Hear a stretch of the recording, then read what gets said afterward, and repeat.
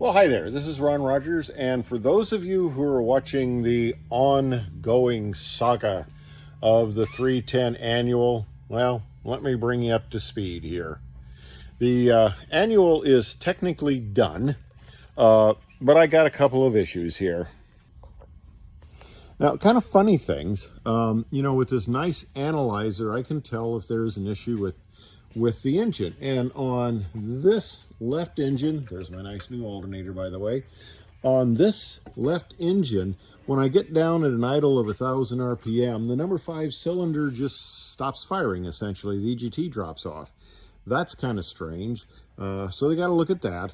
And I came back and I had, you can't really see it now. It's kind of, I guess it's evaporated, but it was clear oil on that strut. I thought maybe, they didn't get the thing washed out quite properly, and when I flew it blew it out.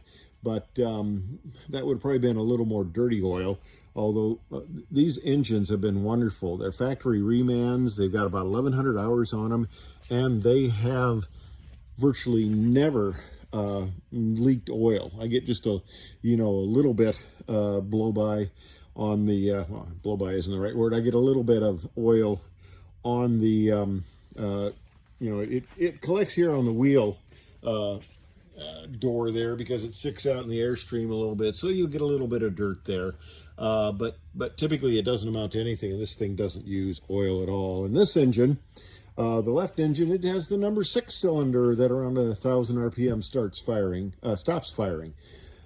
So that's kind of weird. And I guess I could even show the data here, but I went and downloaded, and you can see that. And then the other thing is the vacuum pump, and I haven't taken the cowling off here, but the vacuum pump under here has failed. And we have been just having a horrendous time with vacuum pumps. It has been eating vacuum pumps, and part of the problem was the system was redone. Now the only thing that the vacuum pumps power are the boots.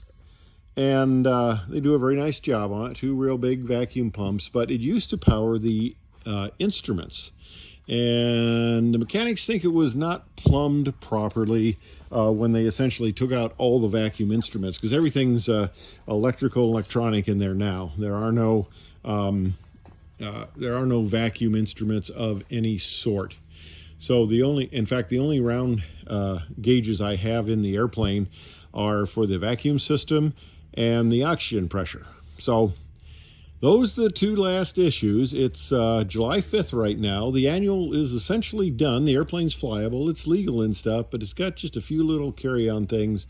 And, of course, the shop's backed up. They've had a series of airplanes that have come in with just weird things that have taken a lot of time to do. But, these guys are great. The annual isn't completed till all the bugs are done. And, it's not like I'm sitting there with a bill yet or anything. They do a great job. They'll get the work done, and then I'll get the final bill. But the whole vacuum pump issue, it's killed both vacuum pumps. They ran for a long time after I bought it, several hundred hours, but then it started shucking them.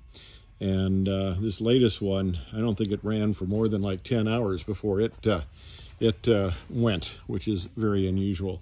So that is the story of the 310 annual. Fortunately, I still have my very nice biplane to fly, which during the summer, that's where I put a lot of my flying emphasis in. This one is for going places, but I've been doing a lot of local flying, and they were very good. And I had the tug that I used for that, the shaft sheared on the drive shaft for the wheels, and they welded that back up because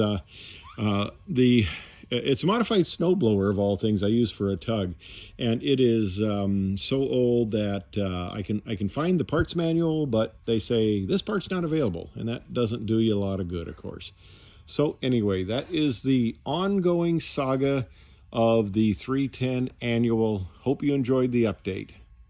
Okay, and so here is the tug for my Great Lakes biplane, the converted snowblower there, and the special tug lift device, which is just an engine hoist there with a little strap around it. There you can see the wheel off and the axle that had sheared, and they did a really nice job of welding that axle back together and back on. and you can see the clevis pin in there, and there's a close-up of it, and welding it back on and then grinding it down, of course. So the axle, the 3/4 inch axle, would fit back on, and there is the final installed tire with the pin. Thanks for watching, everybody.